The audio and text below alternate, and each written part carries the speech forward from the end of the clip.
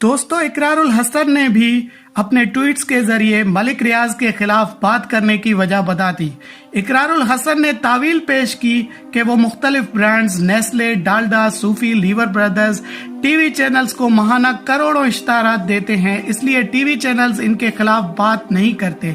मलिक रियाज भी बहरिया टाउन के इश्तारात और डॉक्यूमेंट्रीज टीवी चैनल्स को देते हैं, इसलिए टीवी चैनल्स इनके खिलाफ नहीं बोलते।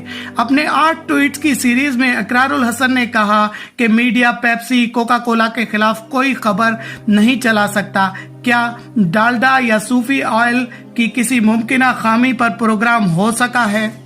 क्या लक्स या कैप्री साबुन के खिलाफ न्यूज चैनल पर कोई मुहिम चला सकते हैं? क्या सर्फ एक्सल या टपाल चाय पर कोई टीवी एंकर कोई मनफी बात कर सकता है? नहीं, हरगिज नहीं, क्योंकि ये ब्रांड्स टीवी चैनल्स को माहाना करोड़ों रुपए के इश्तारात देते हैं।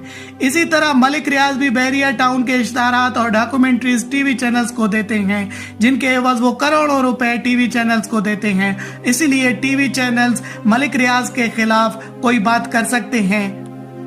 तो दोस्तों, ये थी वजूहात जो इकरारुल हसन ने अपने ट्वीट्स के जरिए बता दी।